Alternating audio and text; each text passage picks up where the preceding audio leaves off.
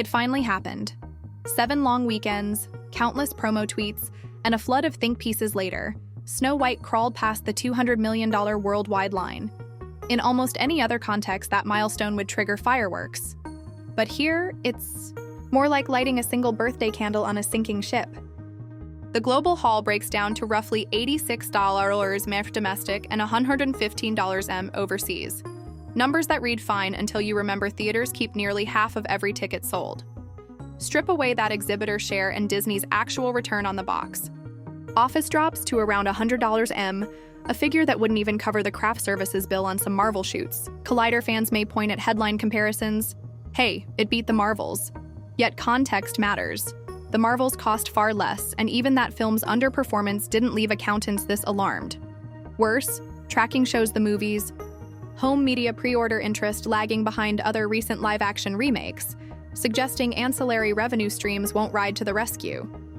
Viewed in cold ledger terms, Disney just spent Formula One money to win a go-kart trophy, and that trophy is perched on a mountain of invisible costs the public rarely sees. Official filings list the production budget near $270, but insiders whisper the real figure ballooned once reshoots kicked in: CGI dwarf redesigns, fresh locations, a second wave of costume builds, all tucked under the cryptic label picture adjustments. Factor in global marketing, premium format surcharges, and a pandemic-era insurance clause that forced Disney to keep every crew member on payroll during shutdown pauses, and reliable trades peg total expenditure closer to $410 The numbers Reddit tax. Incentives in the UK and British Columbia will soften the pain by maybe $40 but that's a band-aid on a sword wound. Rough math leaves Disney staring at a negative spread that could flirt with $250 once everything posts to the quarterly report. Executives have pivoted to franchise value language, talk of princess-themed merch and streaming platform synergy. But analysts counter that the crown jewels in Disney's vault aren't made of red ink. Still, few numbers enrage audiences faster than a blockbuster price tag, unless, of course, the lead star gives them something juicier to debate. Press junkets usually involve polite anecdotes and carefully vetted praise. Rachel Zegler chose candor instead, calling the 1937 prince kind of a stalker, and promising a reimagined heroine who doesn't dream about some guy she just met. Clips ricocheted through TikTok and reaction channels within hours, spawning dueling hashtags. Not my Snow White versus Letterspeak. New York Post YouTube. The uproar wasn't merely online theatrics. Sentiment tracking tools registered a 22-point spike in negative chatter the week the interview trended, precisely when advance ticket sales historically need momentum. Disney attempted damage control, muted Zegler's social feeds, pivoted. Add copy to a story for our time? But first impressions linger.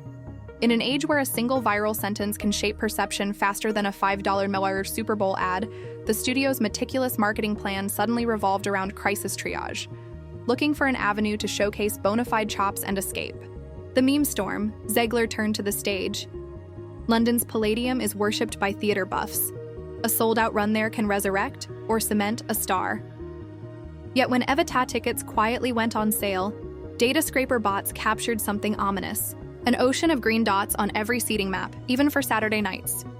Bloggers pounced, publishing side-by-side screen grabs comparing Zegler's availability to the limited inventory for a concurrent John Lithgow monologue show across town. Cosmic Book news producers insisted that British audiences book late, but West End regulars know big names usually create a first-day stampede. Industry veterans quietly noted a pattern. Social buzz is loud, purchase intent is silent.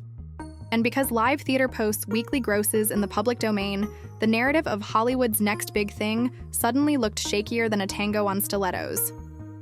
If a star can't fill a 2,200-seat theater, why does Hollywood keep handing her 9-figure budgets? Rewind 30 years and studios nurtured talent with supporting roles, letting audiences discover charisma organically. Today's content arms race rewards speed, so executives fast-track fresh faces into tentpoles, hoping to mint instant IP synergy. The result? We see cyclical hype and crash arcs. Sam Worthington post-Avatar, Jai Courtney after Terminator Genesis, where the push feels corporate rather than communal, and viewers rebel. The number Zegler's trajectory mirrors that acceleration, on steroids. Golden Globe-winning debut, then straight into 2 franchise leads before the ink dried on her SAG card. That left zero room for one for me, one for them career building. It's a DIY star kit without the step where you earn consumer trust, akin to streaming an album nobody had time to playlist. Studios still call this 4-quadrant insurance. Critics call it brand first, story second, and the audience increasingly opts out of the experiment. And if déjà vu feels strong, it's because Hollywood has tried and failed this shortcut before. Box office drama aside, Snow White underscores an industry at war with its own history. The age when a single marquee name could open any film worldwide is fading. Audiences pivot toward concept first, high-quality horror, comfort food, rom-coms, or Mario-level brand nostalgia over loyalty to emerging faces. In this ecosystem, forced stardom looks like a glitch in the feed. For actors, the antidote is patience. Pick roles that showcase range, sprinkle blockbusters between passion projects, and cultivate social authenticity over viral sound bites. For studios, the prescription is humility. You can no longer factory print star power the way you forge superhero logos. Bankability develops the old-fashioned way, through earned trust, consistent craft, and stories that resonate beyond the algorithm. Until decision-makers accept that, expect more glittering premieres followed by grim Monday headlines. Because, in modern Hollywood, no amount of digital pixie dust can turn a spreadsheet fantasy into box office magic if the audience refuses to believe. So where does that leave us, the people who actually decide whether Hollywood's bets pay off? Snow White isn't just an expensive cautionary tale, it's proof that audiences have outgrown the era of top-down star-making and hollow nostalgia plays.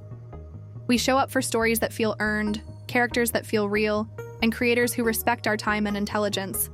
If studios listen, they'll leave this debacle recalibrated, ready to invest in fresh ideas and authentic journeys instead of glitter-coated reruns.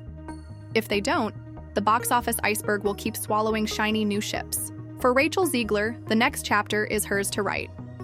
A single well-chosen role, grounded, intimate, undeniably human, could flip the narrative overnight. But that same opportunity now belongs to every emerging actor, writer, and filmmaker watching from the sidelines. Build slowly, choose wisely, and let genuine connection, not algorithmic hype, be the foundation. And for you, the viewer scrolling through thumbnails tonight, remember the power you hold. Every click, every ticket, every minute of watch time is a vote for the kind of stories you want told. Use it loudly, use it deliberately, and maybe the next headline we celebrate won't be about a record-breaking budget or a viral controversy, but about a film that earned its place in our imaginations the honest way.